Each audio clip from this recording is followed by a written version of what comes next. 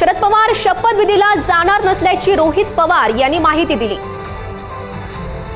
सुप्रिया सुळे दिल्लीला जाण्यापूर्वी काटेवाडीत अजितदादांच्या आईच्या भेटीला सध्या त्या पोहोचलेल्या आहेत। त्यांच्यामध्ये ही भेट होते।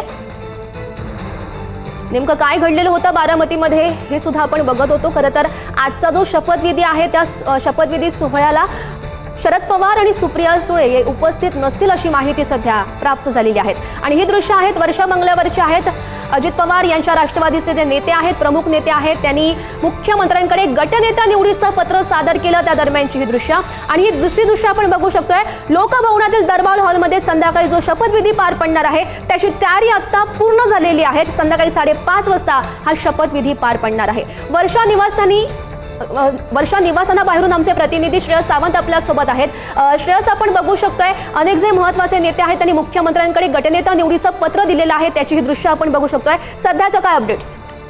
खऱ्या अर्थानं आता हा पत्र जे आहे ते मुख्यमंत्र्यांकडे पोहोचलेलं आहे। मुख्यमंत्र्यांनी हे पत्र आता राष्ट्रवादीच्या नेत्यांकडून ऍक्सेप्ट केलेलं आहे। याचाच अर्थ आता कुठे ना कुठे जे गटनेतेपदी सुनेत्रा पवार यांची निवड झाली आहे याचं पत्र आता मुख्यमंत्री देवेंद्र फडणवीस यांना पोहोचलेलं आहे। ह्याचाच अर्थ आता मुख्यमंत्री कार्यालयामधून कुठल्याही क्षणी एक पत्र पोहोचेल जे राज्य भवनावर जाईल, राज्यपालांसाठी असेल आणि तेव्हा ते सांगतील की उपमुख्यमंत्री पदासाठी खऱ्या अर्थानं निवड बाकी आहे। आपण बघू शकतो आता हालचालींना वेग आलेला आहे। कुठल्याही क्षणी खऱ्या अर्थानं सगळे नेते मंडळी एक एक करून इथून निघतील। राष्ट्रवादीच्या नेते मंडळींनी आताच थोड्या वेळापूर्वी मुख्यमंत्री देवेंद्र फडणवीस यांना पत्र देऊन गटनेतेपदी सुनेत्रा पवार यांची निवड झाली असं सांगण्यात आलंय। त्यासोबतच उपमुख्यमंत्रीपदी आता संध्याकाळी 5:30 वाजता राजभवनावर जो कार्यक्रम होणार त्याची सुद्धा तयारी सुरू आहे। माझा थोड्याच वेळात आता एक एक करून जी नेते मंडळी आहेत ती आता वर्षा निवासस्थानावरून बाहेर येताना आपल्याला थोड्याच वेळात दिसून येतील। एकंदर पाहिलं गेलं सगळ्यात महत्वाचं गौरी हे आहे की आता या घटनेला कुठे ना कुठे आता पुढचा स्टेप सुद्धा क्लिअर झालेला आहे। ह्याचाच अर्थ काय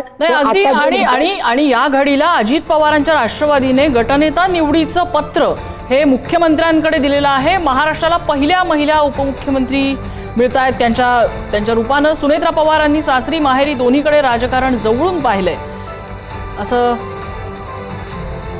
बारामती टेक्सटाईल विद्या प्रतिष्ठान यासाठीही सुनेत्रा पवार यांचं काम चांगलं आहे।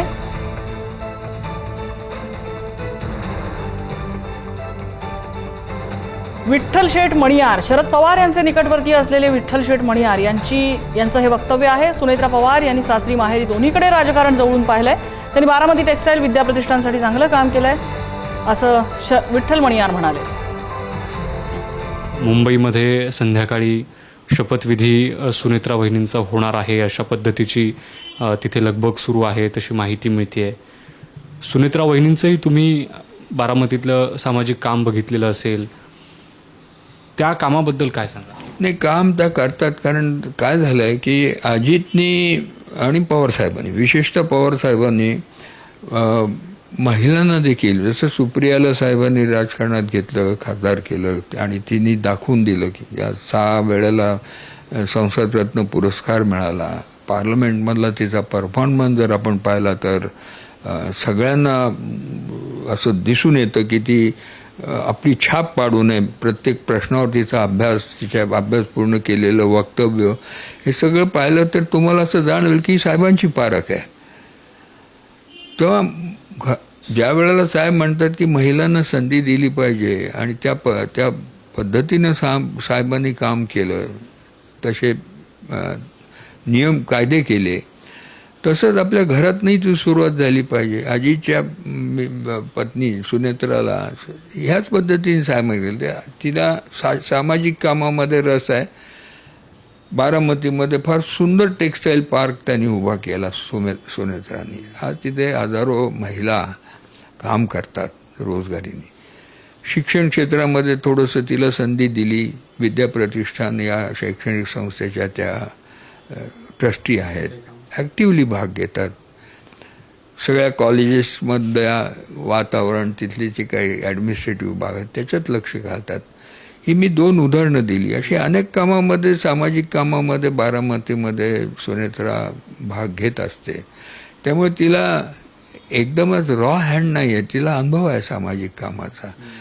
राजकारणामध्ये म्हणाल तर आता 1-2 वर्ष झाली असतील ती खासदारही झाली आहे आणि त्यामुळे राजकारणातली तिला अभ्यास किंवा धडे मिळायला लागले आहेत। घरातच राजकारणातली महत्त्वाची माणसं आहेत, पवार साहेबांसारखी, अजितसारखा, त्यामुळे त्यांनाही ऑब्झर्वेशन केल्यानंतर तिचं तेही ग्रास्पिंग झालेलं असणार. अशा सगळ्या माहेरकडनंही तिचं राजकारणातलं पद्मश्री पाटील तिचे बंधू राजकारणात होते, मंत्री होते. तेव्हा न कळत अशा वातावरणाचाही परिणाम होतो आपल्या पर्सनॅलिटीवर.